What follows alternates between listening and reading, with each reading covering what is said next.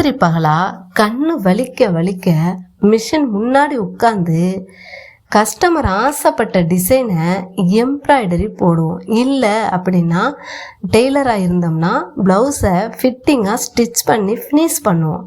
ஆனால் blouse ready ஆனதும் customer என்ன சொல்லுவாங்க தெரியுங்களா? சில கஸ்டமர் தான் நான் சொல்கிறேன் ஃப்ரெண்ட்ஸ், எல்லா கஸ்டமரும் இல்லை.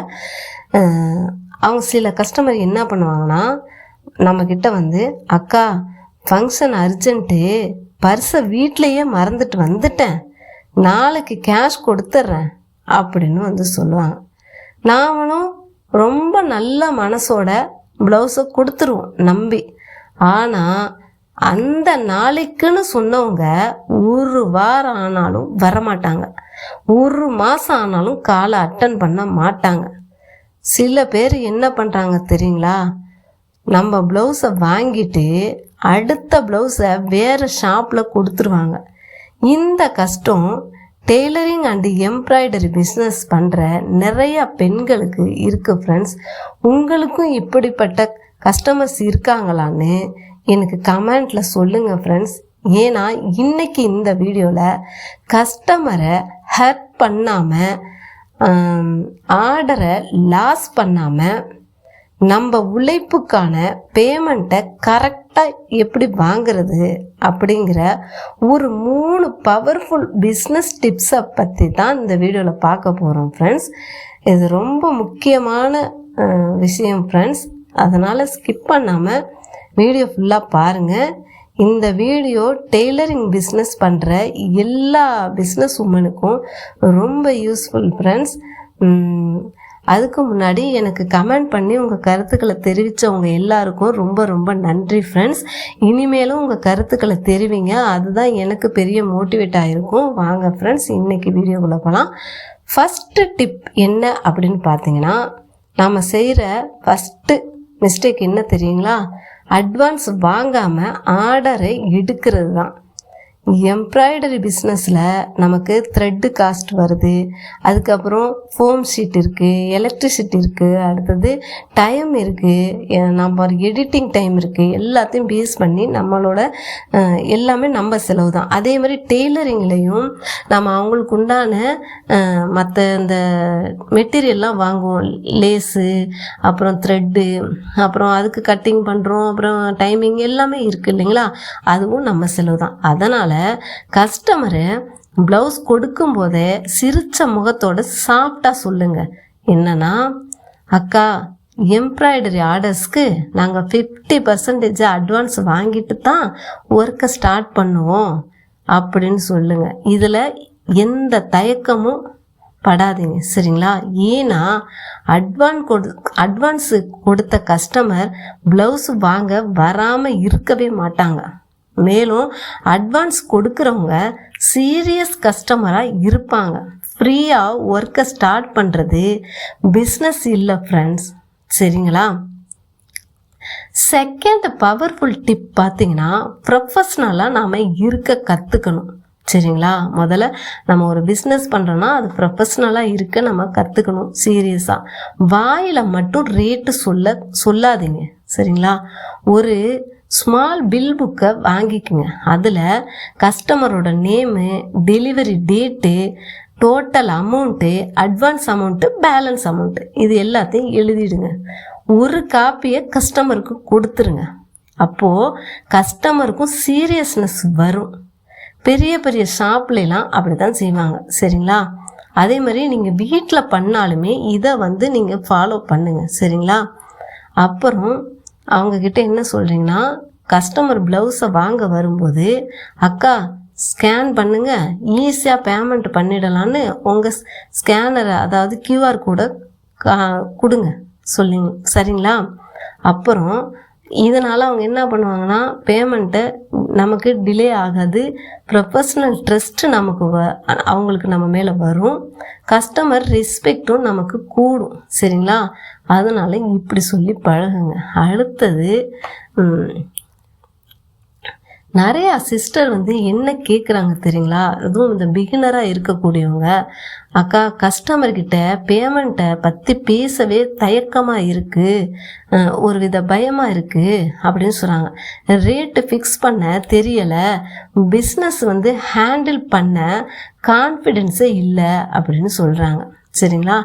இதுக்காக தான் நம்மளோட பிஎன் எம்ப்ராய்டரி ஆன்லைன் கிளாஸில் அவங்களுக்கு சொல்லி கொடுக்குறோம் இந்த விஷயத்தெல்லாம். சரிங்களா?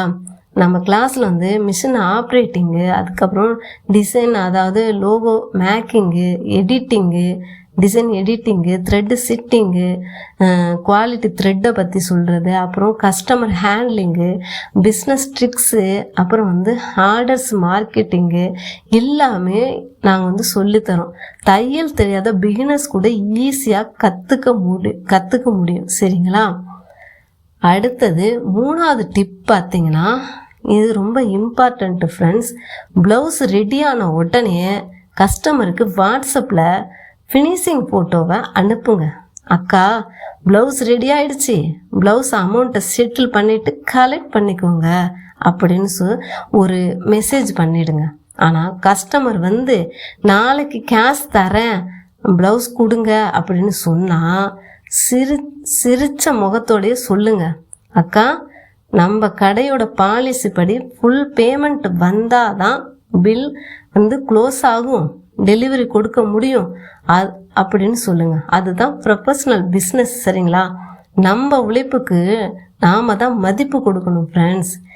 ஏன் இப்படி நான் சொல்கிறேன்னா, என்னட்ட ஆஃப்லைன் கஸ்டமர் முன்னாடி பண்ணினது என்னன்னா, ப்ளவுஸு இப்படி தான் ஒரு 2023 ஒரு கஸ்டமர் நிறையா நடந்திருக்கு. அதில் இவங்க ரொம்ப நம்ம இது வரைக்கும் அவங்க வரலை, அதுக்காக தான் இவங்கள நான் மென்ஷன் பண்ணுறேன். ஒரு 10 ப்ளவுஸு என்கிட்ட கொடுத்துட்டு அதுக்கப்புறம் 6 ப்ளவுஸ் ஸ்டிச் பண்ணி கேட்டாங்க. ஸ்டிச் பண்ணி கொடுத்தோன்னே நான் காலையில் கொண்டு வந்து கொடுத்துறேன்க்கா, எனக்கு நான் அர்ஜென்ட்டாக ஊருக்கு போகணுக்கா ஃபங்க்ஷனுக்குன்னு சொல்லி வாங்கிட்டு போனாங்க. இன்றைக்கி 2026 இன்னும் கொஞ்சம் நாளில் முடிய போகுது. இது வரைக்கும் அந்த ப்ளவுஸும் அந்த ப்ளவுஸுக்கு உண்டான காசும் வரல, பேலன்ஸ் இருக்கிற 4 ப்ளவுஸும் அவங்க வாங்கிட்டு போகலை. அதுக்கு அப்புறம் ஒரு 2 வருஷம் இருக்கும், 2024 நினைக்கிறேன். அப்போ வந்து கடத்தூரில் பார்க்குறேன், வேறு ஒரு ஜென்ஸு கடையில் போய் ஒரு ஷாப்பில் அவங்க வந்து கொடுத்துட்ருக்காங்க, பையில் வச்சுருக்காங்க. நான் வந்து யாராக இருந்தாலும் நல்லதோ கெட்டதோ டேரெக்டாக கேட்டுடுவேன், உடனடியாக கேட்டுடுவேன், மனசில் வச்சுக்க மாட்டேன். அது என்னோட குணம். இது தப்பாக ரைட்டான்னு எனக்கு தெரியாது, நான் கேட்டுருவேன் மனசில் பட்டதை. அது வந்து என்னன்னா அவங்கள கேட்டேன், ஏம்மா என்கிட்ட இதே மாதிரி 6 ப்ளவுஸ் ஸ்டிச் பண்ணிட்டு போனீங்க, இப்போ வந்து இன்னொரு கடையில் கொடுக்குறீங்களே, இது நல்லா இருக்கா அப்படின்னு கேட்டேன். அந்த கடைக்கார அண்ணன் எனக்கு தெரிஞ்ச அண்ணன் தான். அவர் சிரிச்சார். என்னக்கா அந்த பொண்ணு சொல்கிறாங்க, என்னக்கா இப்படி சொல்லிட்டீங்க, நான் வந்து கொடுத்துருவேன்க்கா. எப்போம்மா? இப்போ இவ்வளோ நாள் ஆயிடுச்சு, இனி வந்து இன்னும் பல வருஷம் சென்று கொடுக்க போகிறீங்களா அப்படின்னு சொல்லிட்டு நான் கோவமாக கொஞ்சம் ஒரு மாதிரி பிச்சுட்டு வந்துட்டேன். இது வரைக்குமே அவங்க என்னட்ட வந்து அந்த ப்ளவுஸை வாங்கவும் இல்லை, காசு கொடுக்கவும் இல்லை. சரி, ஆஃப்லைனில் தான் இப்படி செய்கிறாங்கன்னா ஆன்லைன்லேயும் இப்படி தான் பண்ணுறாங்க. ஆன்லைனில் ஒருத்தவங்களுக்கு இப்படி தான் நான் வந்து போட்டு விட்டேன். எப்படின்னா, அமௌண்ட்டு கொடுத்துட்டாங்க, ஃபஸ்ட்டு கொரியர் சார்ஜ் மட்டும் நீங்கள் அனுப்பிச்சி விட்ருங்கக்கா, நான் கொரியர் சார்ஜ் அப்புறம் உங்களுக்கு போட்டுறேன்னு சொன்னாங்க. சரி, நான் நம்பி நமக்கு தான் அமௌண்ட்டை போட்டாங்களே, கொரியர் சார்ஜ் தானேன்னு சொல்லிட்டு அவங்களுக்கு அனுப்பிட்டேன். அனுப்புனதுலேருந்து எனக்கு அவங்க அதுக்கப்புறம் எனக்கு நான் மெசேஜ் போட்டேன், கால் பண்ணிட்டேன், காலை எடுக்கலை, மெசேஜ் பார்க்குறாங்க, ரிப்ளை பண்ணலை. அப்புறம் கூட நான் 2-3 நாள் கழித்து அவங்களுக்கு கொரியர் வந்து போய் சேர்ந்துருச்சான்னு கேட்குறதுக்காக நான் அவங்களுக்கு வந்து கால் பண்ணுறேன். நான் ஹாஸ்பிட்டலில் தான்க்கா இருக்கேன், அட்மிட் ஆகிருக்கேன், நான் இன்னும் டிஸ்சார்ஜ் ஆகலை, நான் வந்துச்சா வரலையான்னு கூட நான் பார்க்கல அப்படின்னு சொல்கிறாங்க. நான் வீட்டுக்கு போயிட்டு வந்துருச்சா வரலையான்னு பார்த்துட்டு உங்களுக்கு ஜிபே பண்ணி விட்றேன். சரி, நான் கேட்குறேன், அவங்க ஹாஸ்பிட்டலில் அட்மிட் ஆயிருந்தாலும் வீட்டில் இருக்கிற வரவு செலவு கணக்காக இருக்கட்டும், மற்ற செலவாக இருக்கட்டும், மற்ற பிரச்சனையாக இருக்கட்டும், எதுவுமே ஹேண்டில் பண்ணாமல் இருப்பாங்களா சொல்லுங்கள்? ஒரு ஜிபே பண்ண எவ்வளோ நேரம் ஆகும்? இது வரைக்குமா அவங்க போட்டு விடலை இப்படி சொல்கிறாங்க. சரின்ட்டு அதையும் விட்டுட்டேன். இதே மாதிரி நிறையா இருக்குது என்னட்ட. சரிங்களா?